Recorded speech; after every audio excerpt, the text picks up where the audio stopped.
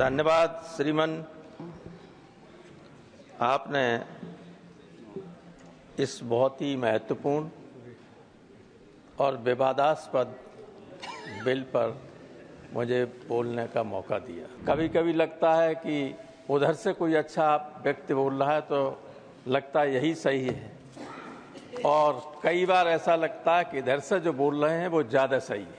संसद में जब कन्फ्यूजन जैसी स्थिति हो जाती है तो हमें लगता है कि संसद के माध्यम से देश की आम जनता में भी कन्फ्यूजन पैदा किया जा रहा है। सेंट्रल हॉल में घुसते हैं तो ऊपर लिखा हुआ है अयम निजा परोचेति परोयेति गणना लघुचेत साम उदार चरिता नाम तो वसुधैव कुटुंबकम। मैं तो यही अपेक्षा करता हूं सरकार से, खास तौर से, क्योंकि जो विपक्ष में बैठे हुए हैं वो कुछ बना बिगाड़ नहीं सकते, लेकिन जो इधर बैठे हुए हैं वो बहुत कुछ नुकसान कर सकते हैं देश का, लोगों का और संसदीय लोकतंत्र की जो मर्यादा है उसका भी। हमारे जो पहले वक्ता बोल रहे थे, ऐसा लगता था कि जाने कितना प्रेम गरीब मुसलमानों के प्रति इनके मन में उभर आया। आंसू निकल आए सर, आंखों से आंसू आ गए। इन्हें हम आज से जानते जो मुख्यमंत्री रहा उसके साथ संबंध में आया, अखिलेश से बहुत अच्छे संबंध है और मुझसे तो बहुत ही अच्छे संबंध रहे।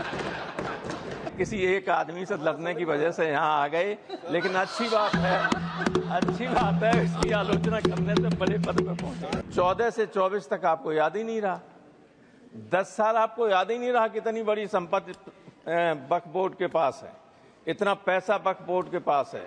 जब सारी संपत्ति देश की बेच ली तब फिर देखा गया कि कहां बची हुई है तो आप वक्त पे आ गए।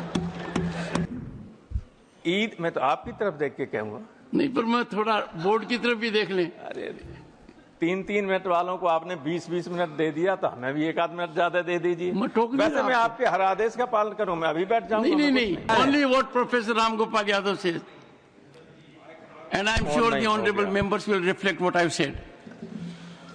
प्रोफेसर राम गोपाल यादव। धन्यवाद श्रीमान। आपने इस बहुत ही महत्वपूर्ण और विवादास्पद बिल पर मुझे बोलने का मौका दिया। कल लोकसभा में मध्य रात के बाद तक चर्चा चली और बिल पास हुआ। मैंने माननीय रिजिजू साहब को पूरा भाषण सुना और नेताओं के भाषण भी सुने, और आज भी सुन रहे हैं। दोनों तरफ से कुछ बहुत अच्छे वक्ताओं ने भाषण दिए। कभी कभी लगता है कि उधर से कोई अच्छा व्यक्ति बोल रहा है तो लगता है यही सही है, और कई बार ऐसा लगता है कि इधर से जो बोल रहे हैं वो ज़्यादा सही है। तो ये संसद में जब कन्फ्यूजन जैसी स्थिति हो जाती है तो हमें लगता है कि संसद के माध्यम से देश की आम जनता में भी कन्फ्यूजन पैदा किया जा रहा है, जबकि स्थिति बिल्कुल साफ है। संसद में जब प्रवेश पहली बार में आया, उस तरफ जो अब सदन हो गया है, संविधान सदन, सेंट्रल हॉल में घुसते हैं तो ऊपर लिखा हुआ है अयम निजा परोचेति परोयेति गणना लघुचेत साम उदार चरिता नाम तो वसुधैव कुटुंबकम।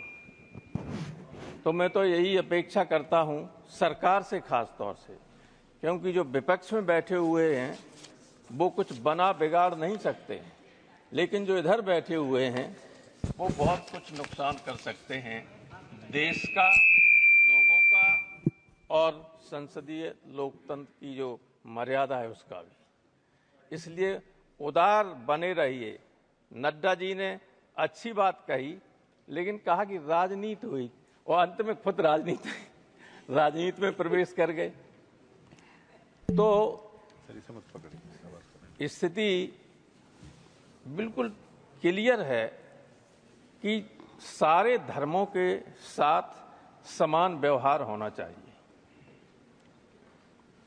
बहुत बड़ी आबादी है माइनॉरिटी की, और खासतौर से मुसलमानों की हिंदुस्तान में। मेरे ख्याल से दुनिया में इतना बड़ी संख्या मुसलमानों की कहीं नहीं जितनी हिंदुस्तान में, मुस्लिम देशों में भी कहीं। तो इतनी बड़ी आबादी के साथ अगर ये लगे लोगों को कि अन्याय हो रहा है और जनता में चर्चा ये हो जाए, फिर आप कितना ही कहिएगा कि आप एक तरफा बात कर रहे हैं या अपीजमेंट की बात कर रहे हैं, उससे काम नहीं चलने वाला है। व्यक्ति खुद जब कुछ काम अपने को असेस करता है कि मैं ऐसा कर सकता हूं, लेकिन जनता उसको जज करती है कि उन्होंने अतीत में कैसा किया है, मैंने कैसा पीछे किया है। जजमेंट तो उससे होता है। मैं कहूं कि मैं ऐसा कर सकता हूं, करूंगा, उससे थोड़ी कोई जजमेंट करेगा। तो आपने अतीत में जो किया है, जनता उससे संतुष्ट नहीं है। भले ही आप इन प्रकार चुनाव जीत जाएं, लेकिन पब्लिक उससे संतुष्ट नहीं है। पब्लिक को विश्वास नहीं है, क्योंकि जो बातें आपने कहीं, जो इस सरकार ने वादे किए लोगों के साथ, उन वादों को न पूरा किया न उन पर अमल करने की कोशिश की। तो इसमें जो कह रहे हैं, हमारे जो पहले वक्ता बोल रहे थे, ऐसा लगता था कि जाने कितना प्रेम गरीब मुसलमानों के प्रति इनके मन में उभर आया। आंसू निकल आए सर, आंखों से आंसू आ गए। इन्हें हम आज से जानते लेकिन ये, अरे आप हमारे मित्र हैं, आप नेताजी से आपके संबंध बहुत अच्छे रहे। जो मुख्यमंत्री रहा उसके साथ संबंध में आया, अखिलेश से बहुत अच्छे संबंध आए और मुझसे तो बहुत ही अच्छे संबंध रहे। तो इस तरह से बोल रहे थे,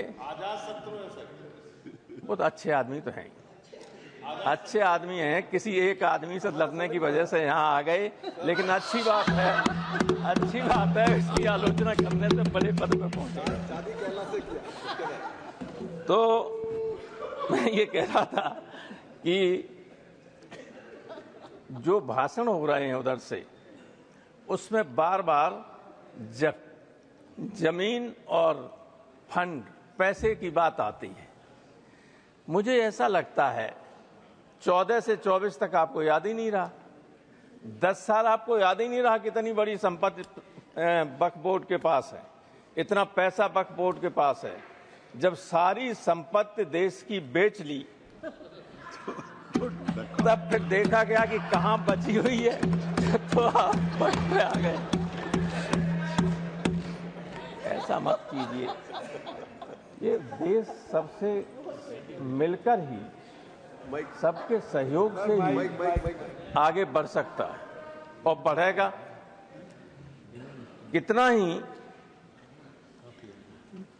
गलत या अलग अलग रास्ते पर डाइवर्स उस पर हम चलें, लेकिन अंततोगत्वा कभी न कभी दिमाग में ये आता ही है कि हमें मिलकर काम करना होगा, तभी देश की तरक्की हो सकती है। लेकिन हमें बुरा न मानो, एक सेंटेंस में कह रहा हूं, मैं कई बार इतना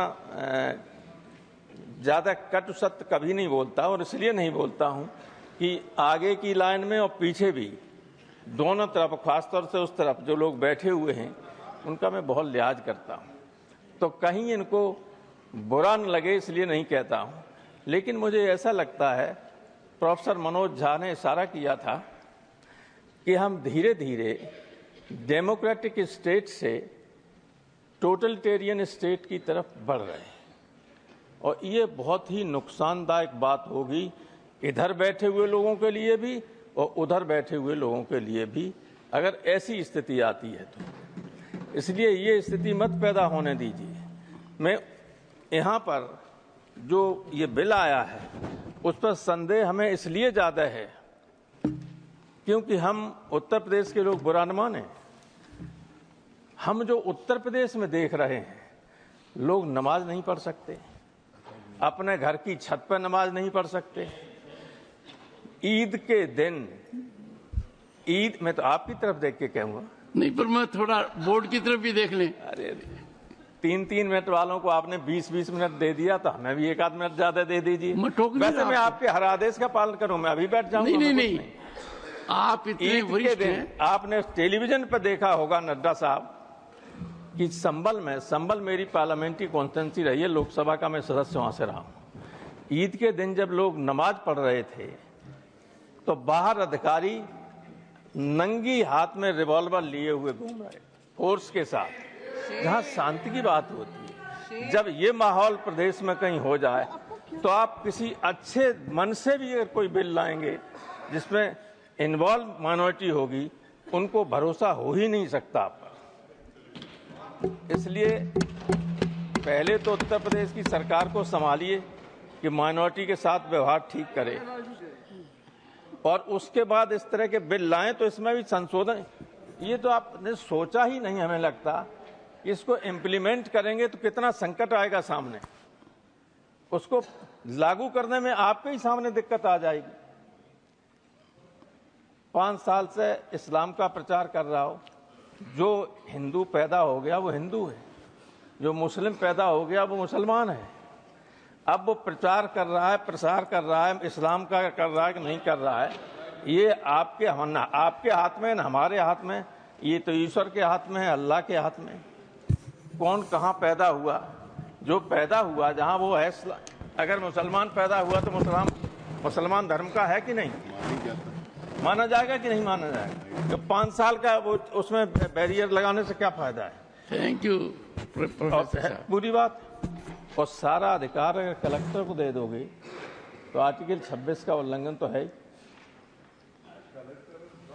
फंडामेंटल राइट्स भारतीय संविधान के 3रे अनुच्छेद 3रे भाग में है, वो शुरू होता है, उसमें आर्टिकल 13 में साफ लिखा हुआ है कि इस भाग के अंतर्गत जितने भी अधिकार दिए गए हैं उनको सीमित करने वाला, छीनने वाला कोई भी कानून बनाया जाता है तो वो कानून रद्द होगा। आर्टिकल 13 में है, आप जानते हैं, सभी जानते हैं, बड़े बड़े वकील बैठे हो। तो आर्टिकल 13 और आर्टिकल 26 में है कि आप कोई भी माइनॉरिटी अपना रिलीजियस मैनेजमेंट और सारी व्यवस्था खुद कर सकते। दोनों को एक साथ पढ़ें तो आप स्वयं इस निष्कर्ष पर आ जाएंगे कि सब इलीगल है, असंवैधानिक है। तो कोई असंवैधानिक काम मत कीजिएगा। आप बहुमत में हैं दोनों जगह, वहाँ तो बहुमत बना लिया आपने और यहाँ हो गया आप, यहाँ वास्तव में बहुमत आप। थैंक यू प्रोफेसर साहब। उसका दुरुपयोग मत कीजिएगा, मेरी यही राय है। Thank you. ईश्वर से डरिए, क्योंकि ये कोई दुश्मन नहीं है आपके। दुश्मन है होता है अहंकार व्यक्ति का, और कभी कभी कुछ लोग उधर से ऐसे बोलते हैं, आप तो बहुत विनम्र लोग हैं, जिनके बोलचाल से ही अहंकार टपकता है। अहंकार से बड़ा दुश्मन कोई किसी का नहीं होता, और जिसको अहंकार हो जाता है उसका नुकसान तो करता है। थैंक यू बहुत बहुत धन्यवाद।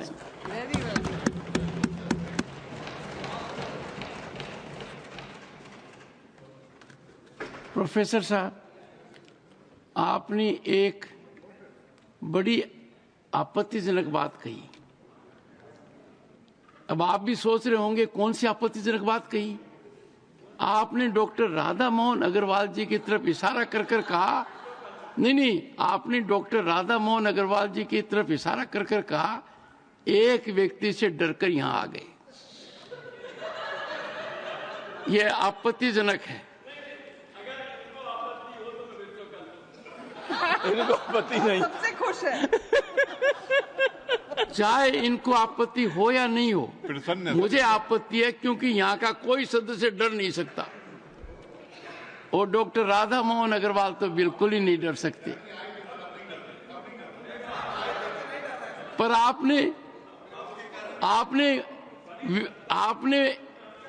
आपने उस व्यक्तित्व का महामंडन किया है। यह आपकी साजिश है, सोच समझ कर किया है। और एक बात शुरुआत की आपने कि आपके प्रांत में ऐसी ताकत है कि लोग यहां आते हैं, यही कहा ना आपने।